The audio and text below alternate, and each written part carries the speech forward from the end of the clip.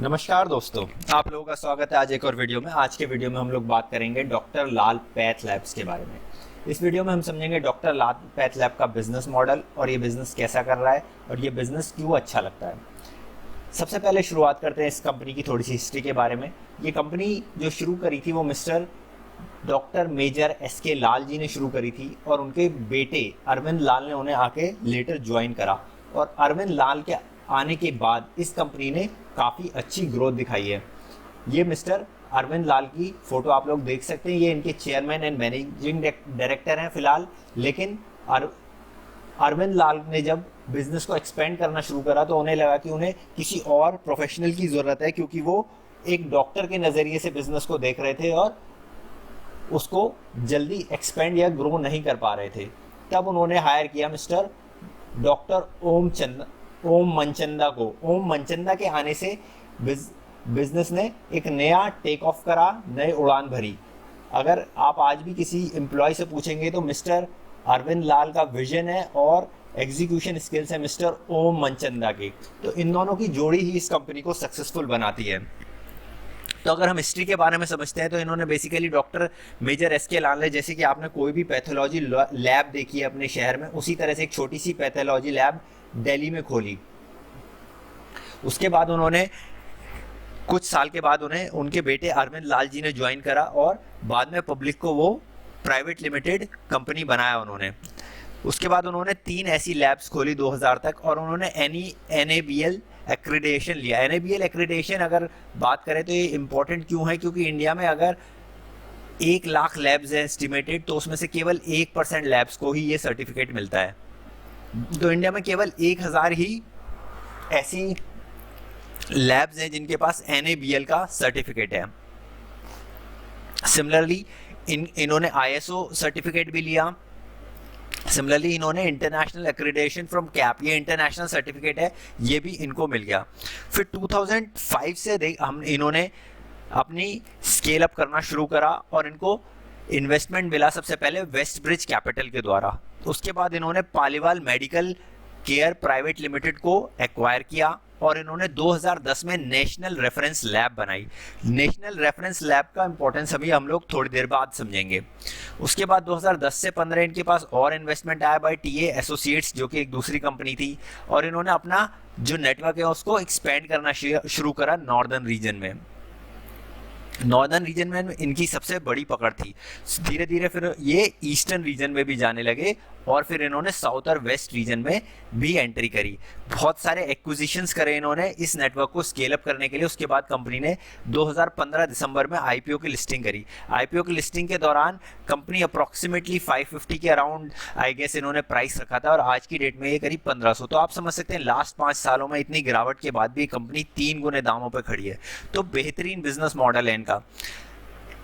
अगर हम देखते हैं तो इन्होंने एक नया प्रोग्राम शुरू करा स्वास्थ्य फिट, जिसमें ये बंडल्ड प्रोडक्ट्स बेचते हैं कि यानी कि बहुत सारे टेस्ट आप एक साथ कराइए स्वास्थ्य फिट के अंडर। स्वास्थ्य फिट में इन्होंने बेसिकली ये प्रमोट कर रहे हैं कि आप फिट रहिए तभी टेस्ट कराइए और अपनी पहले ही प्रिवेंटिव हेल्थ केयर करिए और पहले से ही आप ये बंडल टेस्ट कराइए और देखिए कुछ गड़बड़ तो नहीं है, बीमार होने के बाद नहीं कराइए। उसके बाद इन्होंने 2018 में इन्होंने एक रेफरेंस लैब खोली कोलकाता में। एक पहले से नेशनल रेफरेंस लैब इनकी दिल्ली में थी।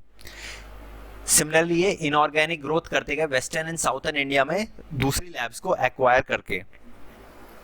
तो ये इनकी एक ब्रीफ हिस्ट्री थी किस तरह से कंपनी आगे बढ़ी है। तो इस कंपनी को 7 डेकेड यानी कि 70 साल हो गए हैं। बहुत लंबा ट्रैक रिकॉर्ड है प्रॉफिटेबिलिटी का, फाइनेंशियल परफॉर्मेंस का। नंबर 1 मानी जाती है जितनी भी डायग्नोस्टिक चेन्स है इंडिया में, उसमें नंबर 1 है डॉक्टर लाल पैथ लैब्स और इनका हाईएस्ट रेवेन्यू एंड प्रॉफिटेबिलिटी है जितनी भी इस बिजनेस में है। तो बेसिकली हम कह सकते हैं अपने बिजनेस में लीडर है और लीडर पे पैसा लगाना हमेशा फ़ायदेमंद होता है। और इनका हम ग्रोथ भी देख सकते हैं, 15% revenue growth, 14% profit growth, debt बिल्कुल नहीं है, कंपनी डेट फ्री है, रिटर्न ऑन कैपिटल एम्प्लॉयड आप देख सकते हैं 70% है। तो काफ़ी अच्छा है, कंपनी परफॉर्मेंस दे रही है फाइनेंशियल टर्म्स में भी। अगर हम बात करते हैं इनके बिजनेस ओवरव्यू की तो इनके जो मेन टेस्ट है उनको इन्होंने 2 कैटेगरीज में बांटा है। एक है इनकी रूटीन टेस्टिंग, एक है स्पेशलाइज्ड टेस्टिंग। तो routine testing are biochemistry, haematology, clinical pathology, microbiology and basic radiology. Specialised testing ज़्यादातर वो सब टेस्टिंग थी जो कि जिसमें न्यूक्लियर एटॉमिक जो केमिकल्स होते हैं उनका यूज़ होता है। जैसे कि अगर आप डॉक्टर लाल को सुनेंगे तो वो कहते हैं कि मैं भाभा में गया था और हम इन्होंने इनिशियली ऐसी टेस्टिंग्स करी थी जो जिसको लाइसेंस केवल गवर्नमेंट एजेंसीज को ही मिलता था। तो ऐसे बहुत सारे इन्होंने नए नए टेस्ट इंडिया में इंट्रोड्यूस करे, जैसे कि लिपिड प्रोफाइल इंट्रोड्यूस करने वाले ये फर्स्ट डॉक्टर थे। तो काफ़ी सारे इन्होंने ऐसे टेस्ट करे जो कि इंडिया में पहले होते ही नहीं थे। तो बहुत सारे नए टेस्टों की शुरुआत करी इन्होंने। साथ ही साथ अगर हम देखते हैं तो जो इनका बिजनेस मॉडल है वो बहुत अच्छा है। हम देख सकते हैं कि इनके पास 2489 करीब 2500 टेस्ट हैं, 2000 रेडियोलॉजी एंड कार्डियोलॉजी टेस्ट हैं। इन्होंने करीब कितने 3.65 करोड़ फ्रॉम 1.15 मिलियन पेशेंट यानी कि 1.5 करोड़ लोगों से इन्होंने 3.5 करोड़ सैंपल इकट्ठे करे हैं 9 महीने में 2020 में। तो काफ़ी बड़ी कैपेसिटी है इनकी। आप समझ सकते हैं कि अप्रॉक्सीमेटली 1.8 से 1.9 करोड़ ये एनुअली लोगों को केटर कर रहे हैं। और टेस्ट की बात करते हैं तो टेस्ट करीब अगर हम पूरे साल का देखेंगे तो इस साल अप्रॉक्सीमेटली 4.8 करोड़ यानी कि 5 करोड़ जैसे टेस्ट ये लोग हर साल कर रहे हैं।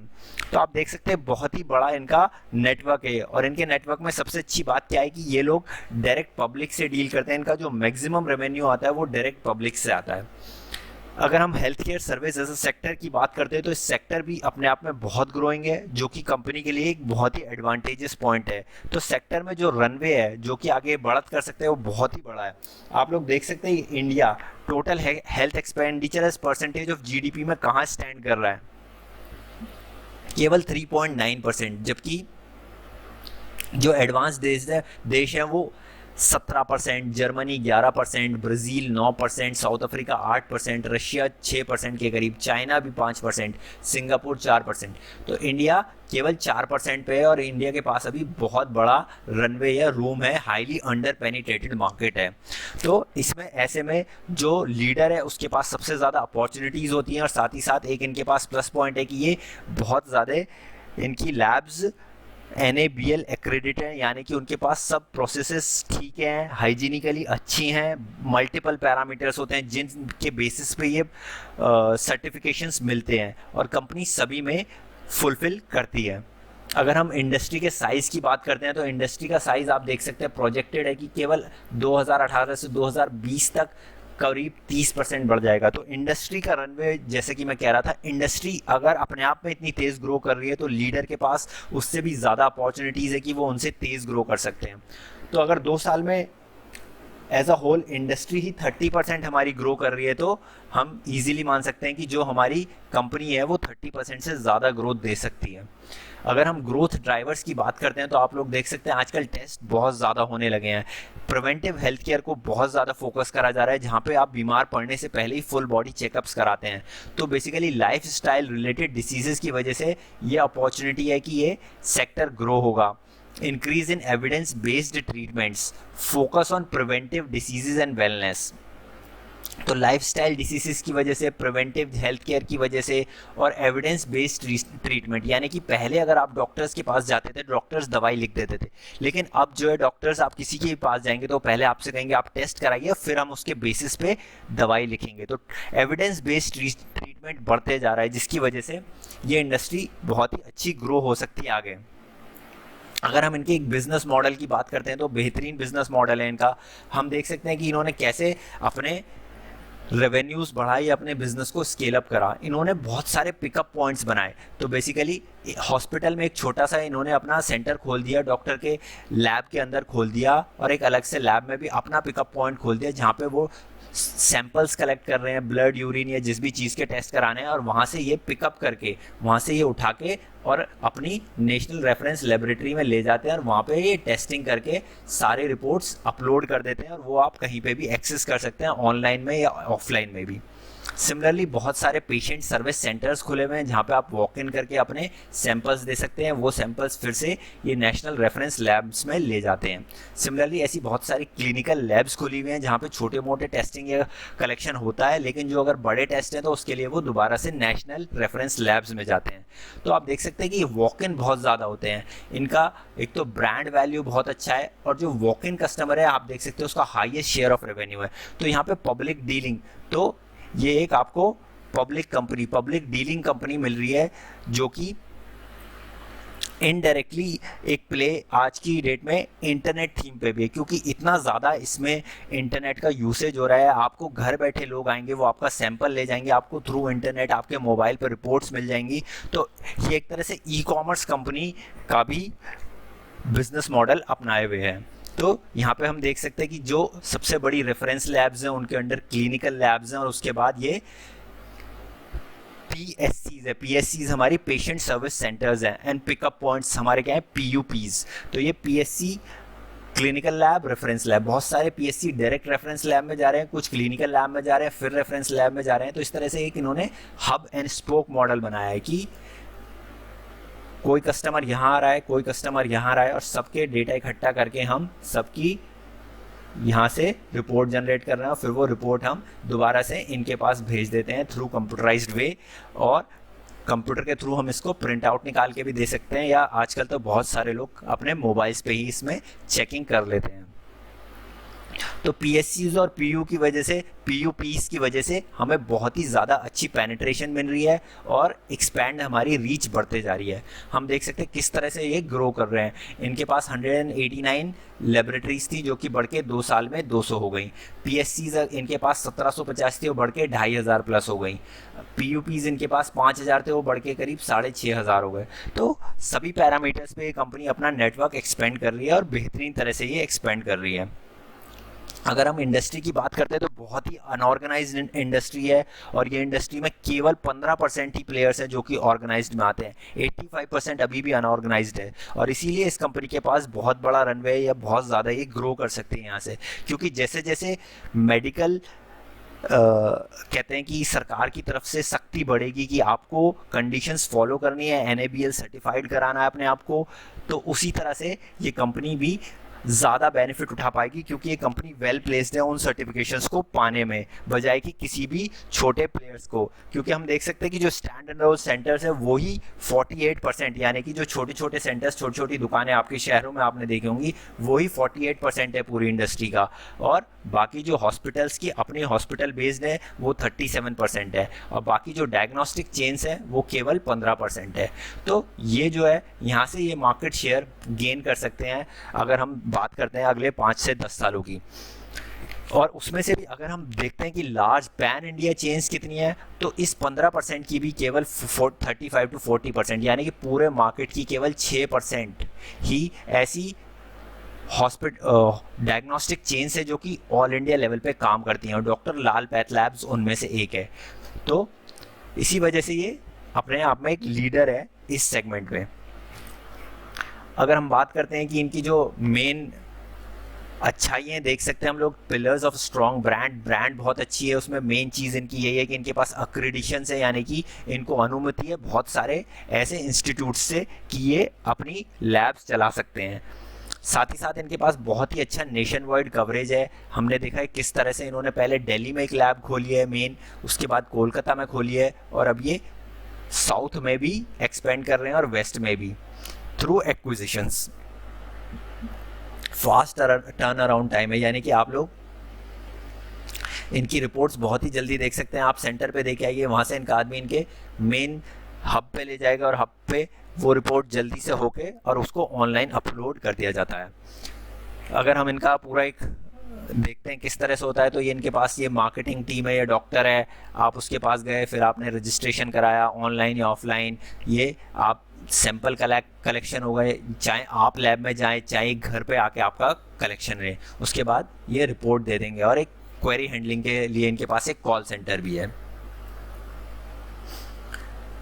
तो बहुत सारे, जैसे कि हमने कहा कि ये मल्टीपल लीवर्स हैं इनके पास कि ये क्यों अच्छा ग्रो करेंगे, उसमें से हमने देखा कि ये अपनी एक्सपेंशन कर रहे हैं। तो हमने देखा ये साउथ और वेस्ट इंडिया में बहुत ही फोकस सिटी अप्रोच के साथ एक्सपेंशन कर रहे हैं, क्योंकि इन एरियाज़ में अभी भी इनकी जो पकड़ है वो कम है।